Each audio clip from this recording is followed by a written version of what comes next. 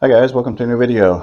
Today we're going to look at my cotoneaster. It's got a little crazy, but it's just coming off of the spring blooms. All these little brown things are kind of spent blooms. It was covered in white flowers. I didn't get pictures of it.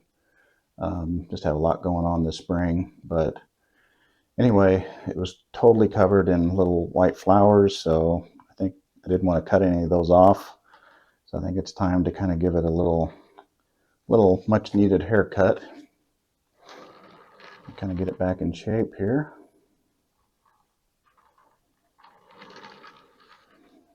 I think this is the front.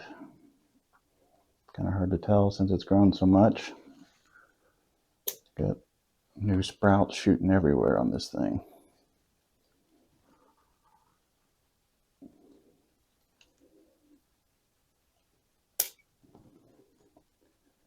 But we'll get it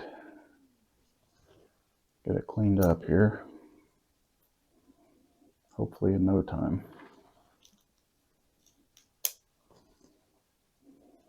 Seems to like its pot environment.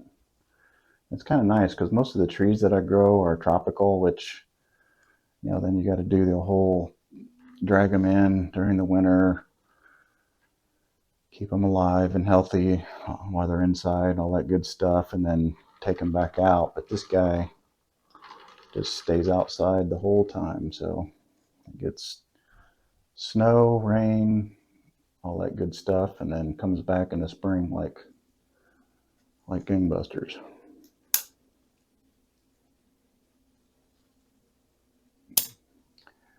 Kind of dabbling into more trees that I can keep outside just so I don't have to, because I'm really running out of space inside. That's one reason. Yeah, it's just hard. My trees are getting bigger, so they just take more space when I bring them in. So it's kind of nice to have some that I can keep outside. I've got Chinese elm that I'm keeping out there. Got a small crepe myrtle that I keep out. So gradually getting, and I just picked up a couple small boxwoods that I'm going to be doing videos on. So yeah, so gradually exploring some hardy species that I can keep outside.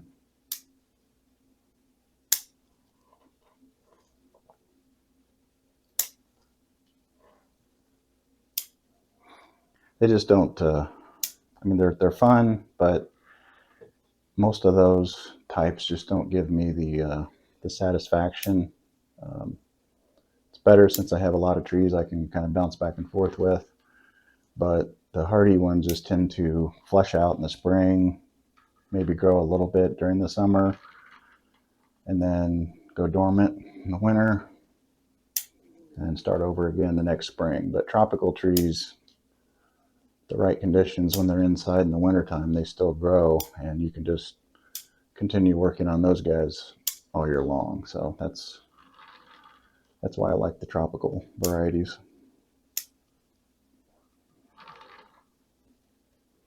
You don't have to be quite as patient. Just trying to remember, this might have been my intended front here, because I see I've got some scars where I cut branches off the front that were sticking straight out. So yeah, I'm thinking this is my front. I need to put a little tag. I think I've got one sitting here close to me. I'll put one of these tags in the front. That way I don't forget.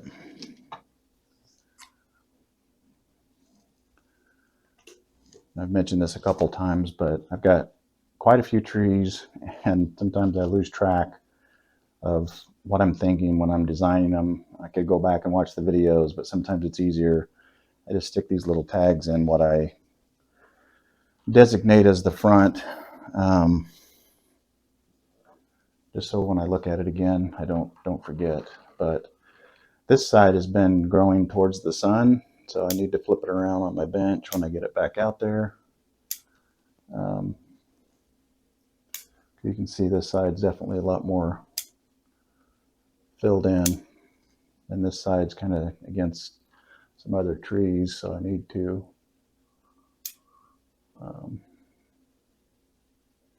get it exposed to the sun when it goes back outside. So I'll do that. Yeah, that's starting to look a little bit more like a tree now. Kind of a little short, squatty tree anyway. But yeah, it looks more like what it did when I pruned it last time, if I remember right. It's got these little shoots that I need to clean up.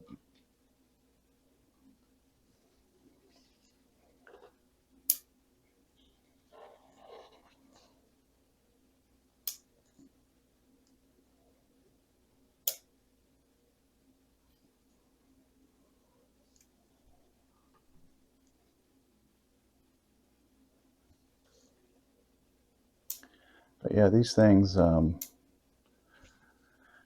is the first one that I got, and I picked it up at a garden center because these have different growing zones, and this one just happens to be the one that grows in my zone. I'm an 8B, and I think this goes down to a zone 9. But some of these cotoneasters only go down to like zone 7 or 8. So, but if you just go to a garden center, they should have the ones that grow in your zone. This one's called a Coral Beauty, I think is the name of it. But so far I like it. It's nice small leaves. Back buds really well. I mean, I'll get shoots all over the trunk of this thing. As you can see, I cut some of them off already, but even when I set it back outside, I'll get even more popping out.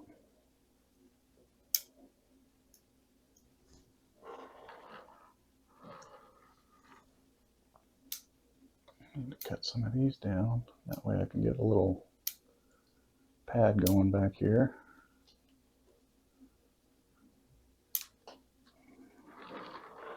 Yeah, kind of open that up in through here.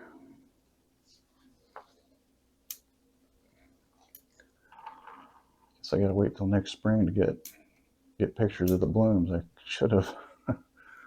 I'll see if I can find something just off the internet of what they look like and show it up here in the corner. But yeah, I got to get better at that on my.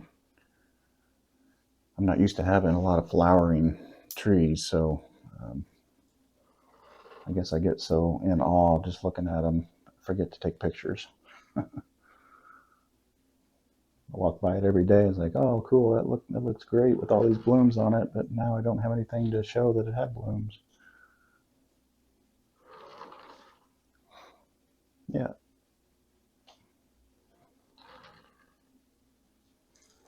I think we're just about there.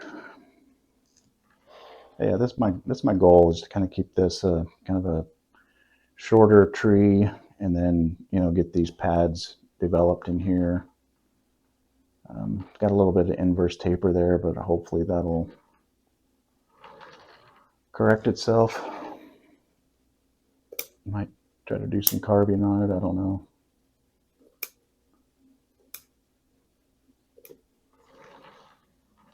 But it's not horrible.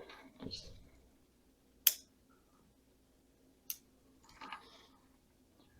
something to have fun with.